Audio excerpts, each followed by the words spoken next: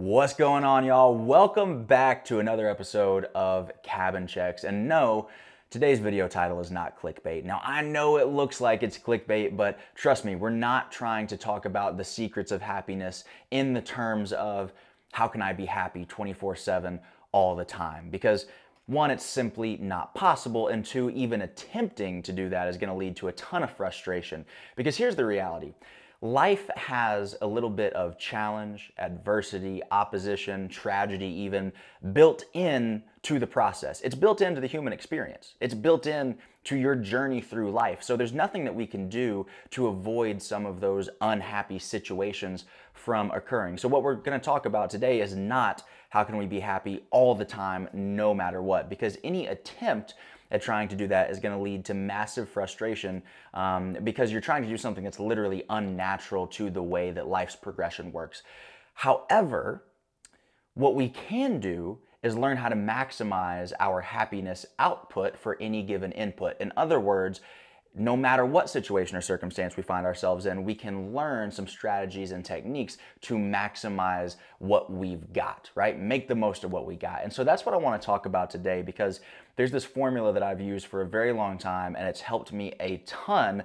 And it's so crazy because all you have to do is remember to implement the formula. Like, it's not like you have to go work for 10 years in the gym and then you can use the formula, or you can go climb a mountain and then you earn the right to use the formula. Like, all you have to do is learn it, understand it, and remember to use it in your day-to-day life. And I promise you it's going to make a massive difference in the way that you feel moving forward. So let's dive into this thing. The secrets to being happy. The first one, and this is by far the most important one, is detachment. You've got to learn to detach your own self-worth, self-value, and happiness in life from other people's, not just other people's opinions, but detach from other people's circumstances. Because here's the deal. We've all heard the quote that comparison is the thief of joy. Everybody's heard that. Comparison is the thief of joy. The challenge is that we've heard it so often that we have become desensitized to it. But the reality is that common advice like that is passed down for so many years and is repeated so often because it's true. And if we can learn to begin living our lives off of fundamental truths and make our decisions based on those first principles rather than our emotions and our feelings, it's going to lead to a lot better decision making. It's going to lead to a lot better optimization of our lives as a whole. That's a whole nother topic though. When we think about detaching from other people's opinions and other people's circumstances, we're trying to get away from the comparison game. Because here's what happens. There's a few reasons why this is so deadly to our own happiness. Number one is we never know the full story. We just don't. I mean, if I go on Instagram and I see somebody with a giant mansion of a house, they've got the bright red Ferrari, they've got a beautiful family, it might look externally from afar like they've just got it all. Like they have everything that I've ever wanted. And I might start to sit here and say, man, he got all this by 35 or 40 and I'm 33 and I feel like I'm running out of time and I'm not where I'm supposed to be. And all these ideas go flashing through your mind. But here's the reality. We do not have the full context. You don't know if that person is going through a tragedy, if they're about to get a divorce, if somebody in their family just passed away. You don't know if they're having problems with their kids not respecting them or paying attention, or like, you don't have any idea.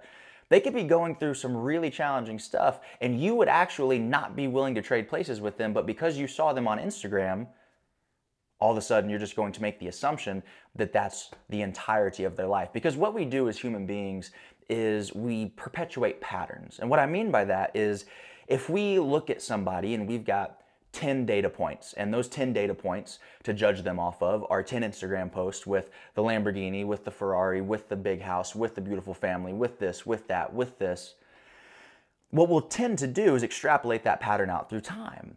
And we'll perpetuate the same pattern and we'll say, okay, surely the rest of his life looks exactly like this too.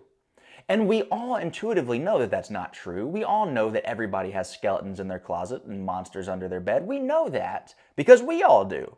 And we know that nobody's fundamentally different than us because we're all human beings made in the image and likeness of God. So at the end of the day, we know that when we look at somebody online or even personal friendships, people that we actually know in real life, we know that we're not getting the full context into their lives, but we still like to compare our position in life to where we perceive them to be, even though where we perceive them to be has nothing to do with where they are absolutely in comparison to whatever you define as absolute success. And so this comparison game is killing our own happiness based off of a lie, based off of the false pretense that all these other people that we're looking at are just completely perfect and nothing bad has ever happened in their life. And we just assume that we would trade places for them in an instant. And it's not true. So number one, you've got to detach your own happiness, self-worth, self-value, self-love from other people's opinions and from other people's circumstances. Now, the other reason why this is so incredibly important is not just because it kills our happiness, but it also prevents us from doing anything about it. It prevents us from improving. It prevents us from getting better. And what I mean by that is if we would just spend the same amount of energy that we spend looking outside and redirect that and look internally, we would have completely different lives. Because it takes an incredible amount of energy to go on Instagram and look at all the different posts of, oh, he got this car, he got this house, he's with this girl, he got this.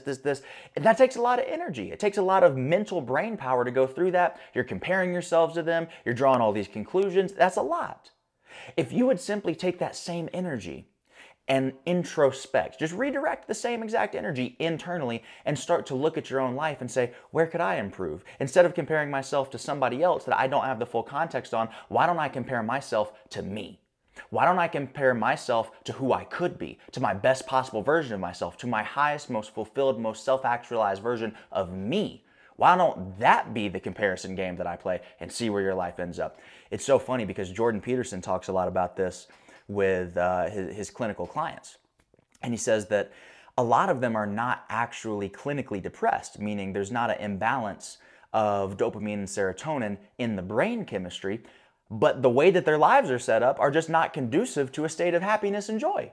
Like, really think about that. It might not be, and I'm not knocking anybody who has a diagnosis or anybody who is depressed or is going through that. I've been through it myself, and I have full empathy for anybody who's going through that. And I will say this, I promise you it can get better if you take steps to make it better. I promise you, I promise you, I promise you, even if you don't see it now, I promise you what's on the other side of that is so much more beautiful than anything that you could have possibly imagined. And the fact that you went through whatever you're going through now first will make you appreciate it so much more and will put you in a position to help other people who go through similar struggles.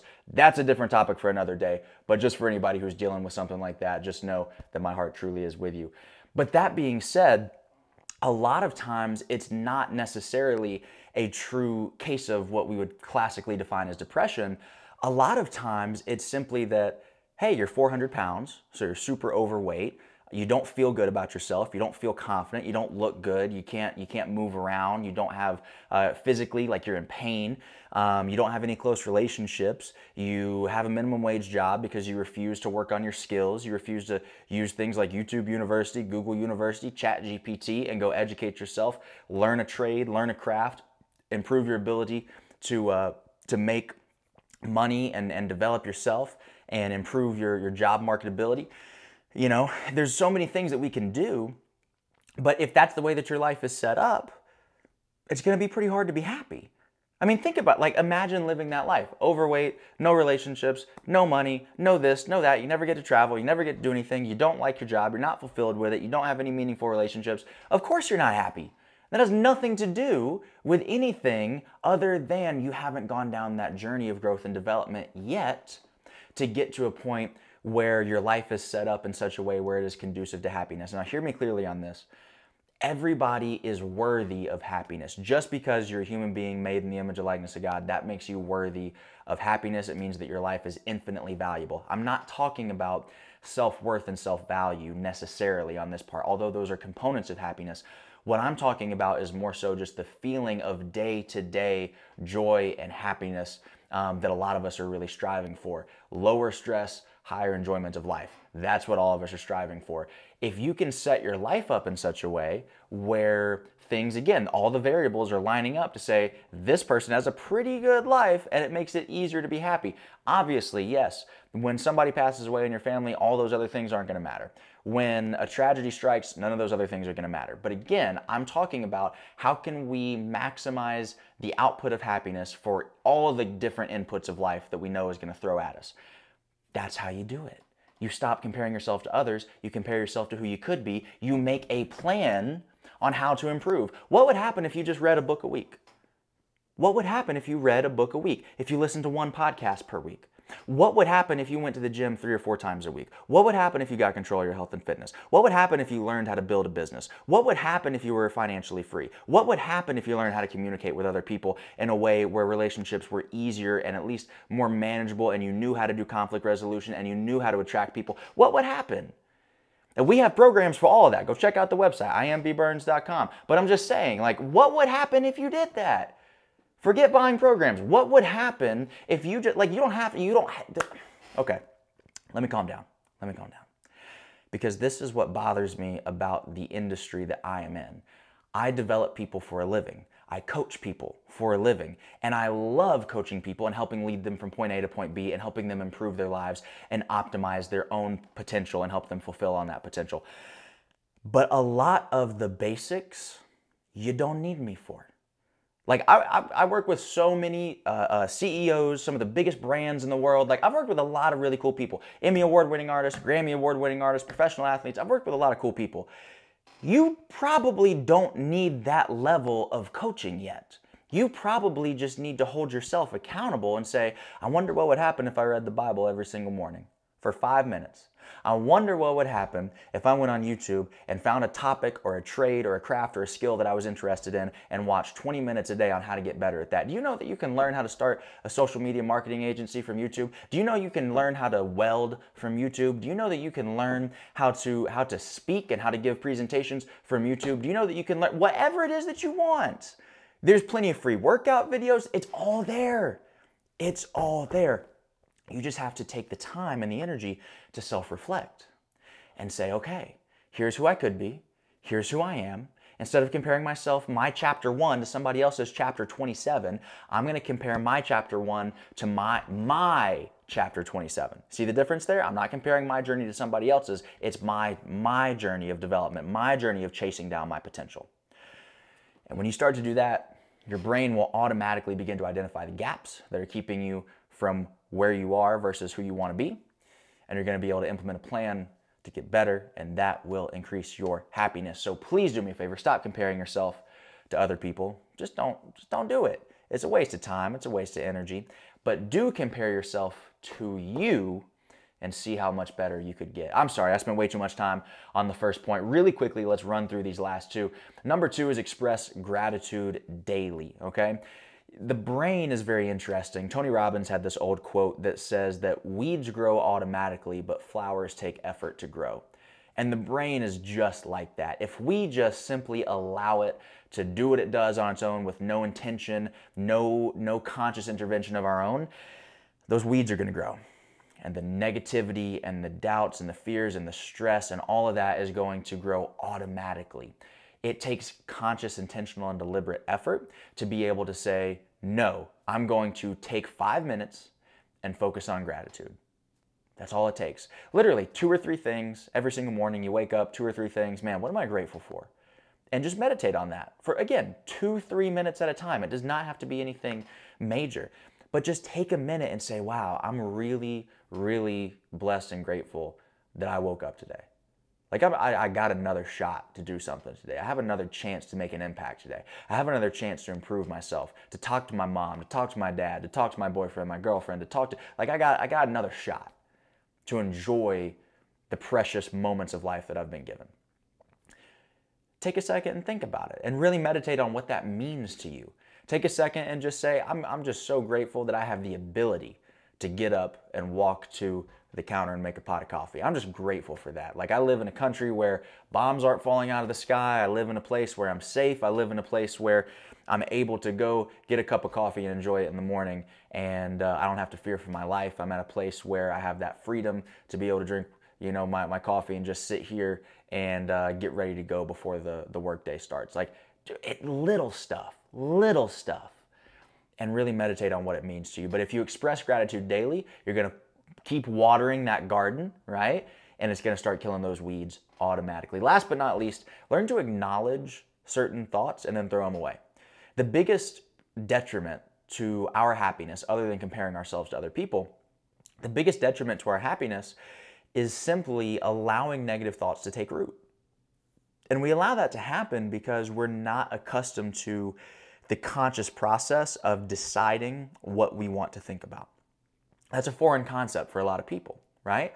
A lot of us think that our brains are just these autonomous little machines that just happen to do whatever they want to do, and we don't have any control over them. And that's, at the end of the day, not true. What we have to learn how to do is recognize when a thought comes into our mind, and we might say, okay, I didn't choose to think about this thought. I didn't necessarily want this idea to pop into my head. I can't control that. However, now that I've identified and recognized and acknowledged this negative, unhappy, fear-based, scarcity-based, lack-based thought, I'm just going to acknowledge it. I'm going to throw it out. Right? We did another video not too long ago on evidence of excellence, and we really went deep into this process of how can I take a thought that I didn't want to have, acknowledge that it's there, and then reshift my focus to something that's more positive. So go check that video out if you want a more in-depth discussion on that. But the point remains, all it takes is the conscious awareness to say, nope, I'm not going to dwell on this. I'm not going to let this thought take root. I'm not going to put my faith and belief in this thought. I'm going to let it go. And I'm going to consciously and deliberately refocus on something that I'm grateful for. I'm going to consciously and deliberately refocus on how I can grow, how I can improve, how I can get better. And as you do that, I guarantee you, you're going to start to notice that happiness level just day to day, just the little stuff, it's going to be so much better. I hope that you got some value out of this video. As always, if you did, please do me a huge favor and share this with somebody else. The shares do more for the channel than anything else, and I want to be able to give you as much more of this content as we possibly can. So please do me a huge favor, share, subscribe, like, comment, all the good things. I want to hear your opinions in the comments below. I want to know if you have any other strategies that you use to help keep your spirits lifted, to help keep your mood up, and to help keep you happy as much as we possibly can, because at the end of the day, that's really what we're all after anyway. So let's help each other get there. Thank you so much for watching Cabin Checks, and I will see you on the next episode.